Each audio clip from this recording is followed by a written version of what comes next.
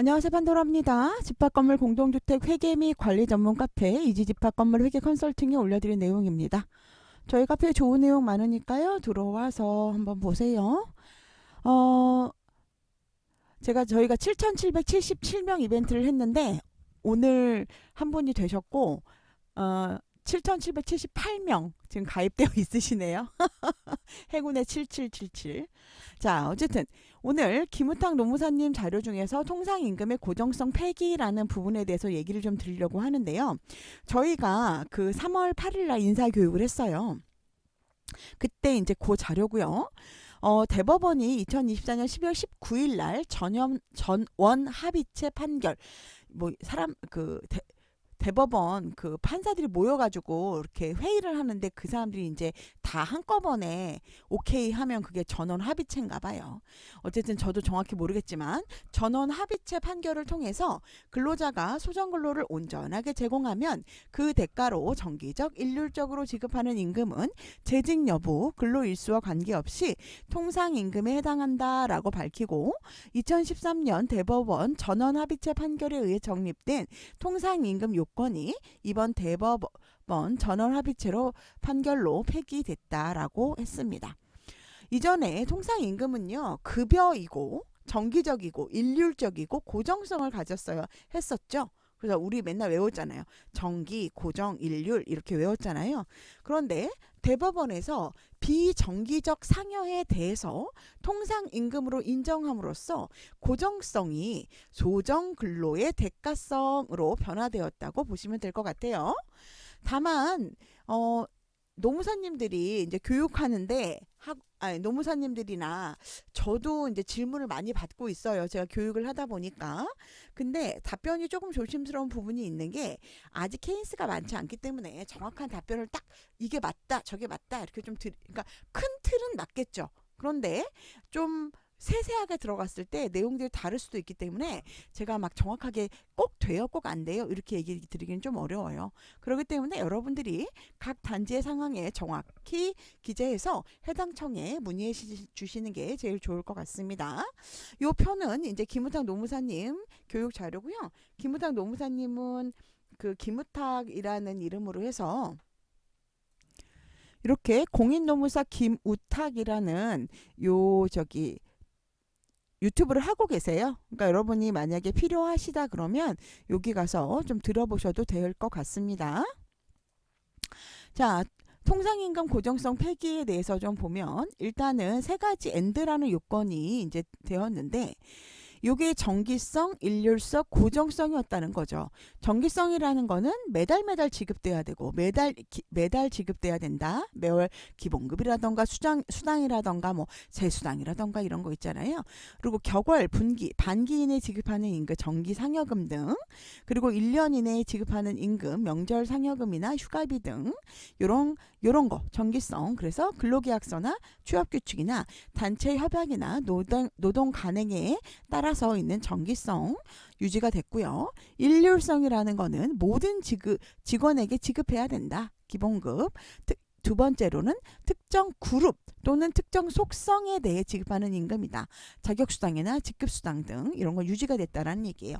그래서 만약에 우리 소장님만 혹은 우리 기존 과장님만 뭐 직책수당을 받는다거나 아니면은 어떤 자격수당을 받는다거나 출납수당을 받는다거나 이런 것 역시 모든 직원에게 지급하지만 이렇게 특정 그룹 또는 특정 속성에 대한 임금 역시 이런 것 역시 일률성을 가지고 있기 때문에 통상임금에 들어간다는 거죠. 어떤 분이 저한테 물어보시는 게 선생님 통상임금에 기본급만 들어가나요? 이렇게 물어보세요. 재수당은 아닌가요? 물어보시는데 재수당도 대부분이 통상임금에 들어갑니다. 세 번째로 이제 고정성이었는데 고정성 첫 번째 게 지급 요건과 관계없이 보장한 임금, 뭐 가족수당이라던가 개별 성과급 같은 건데요. 이 가족수당이 이런 경우가 있더라고요.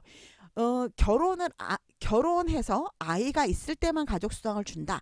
이러면 실질적으로 이제 고정적이 아니라고 보거든요. 근데 이분이 결혼을 안 했다고 하더라도 일단 모든 분들에게 이 가족수당을 지급한다. 이런 경우에 이제 이거를 이제 그 뭐라고 하죠? 이제 고정성 있다라고 보더라고요. 그러니까 소정 근로 대가성으로 변경 유지가 된 거죠. 그리고 두 번째로는 일할 계산하는 임금, 식대 등은 폐기가 됐다라는 얘기네요. 그러니까 일할 계산을 하는 임금, 식대 등에 대해서는 고정성을 유지하지 않겠다라는 거죠. 폐기가 됐다라는 거죠. 자, 대법원 통상임금 판결의 주요 내용이 이렇게 아래와 같은데요.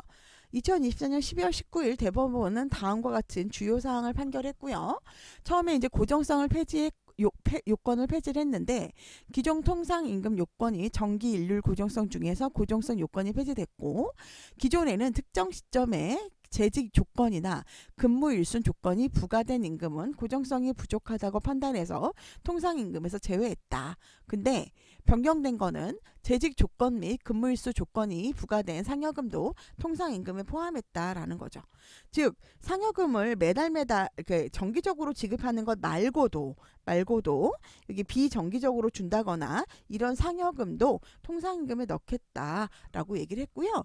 요거 계산을 할 때는 그 만약에 우리 통상임금을 계산을 하잖아요. 통상임금을 계산을 할 때는요.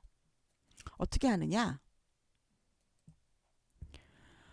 요렇게 저희 그 샤오로님이 빠른 인터넷 상담으로 해서 이렇게 줬는데요. 이 내용을 보신다면 연차수당 통상임금으로 계산 시 상여금 지급 금액은 지급된 금액만 포함하나요?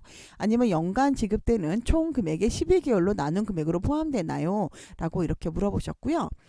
근로기준법 시행령 제6조 2항에 따라서 통상임금은 시간급으로 산정하는 것이 원칙이래요. 시간급으로 산정하는 것이 원칙이래요. 그래서 근로기준법 시행령 제6조 제2항 5호에 일, 주, 월 외에 일정한 기간으로 정한 임금은 그 산정된 금액으로 산정토록 되어 있다. 사업가지로부터 규정에 준하여 산정된 금액으로 산정토록 되어 있다. 따라서 정기 상여금도 이에 따라 산정한 후 같은 한 제7호에 정한 방식으로 시간급 방식으로 계산하면 된다라는 거죠. 즉 월 환산이 208.56 우리 보통 209시간이죠. 그래서 209시간이고 연 환산 시간은 요거를 이제 51.14주로 곱해주면은 2502.250272잖아요. 요 시간은 연환산으로 본다 그러면 월 기본급이 200이고 명절 상여금이 80만 원인 경우에는 통상 시급은 9,888원.36원이잖아요. 요게 200만 원 나누기 209였다. 거기다가 80에다가 80만 원 나누기 12로 한 다음에 209시간으로 산정을 해서 계산을 하.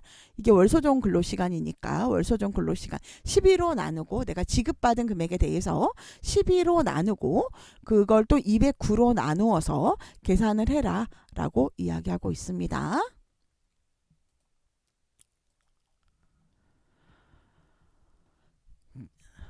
자, 그리고 2번 소급 적용은요. 요 판결 난 이후부터 하래요.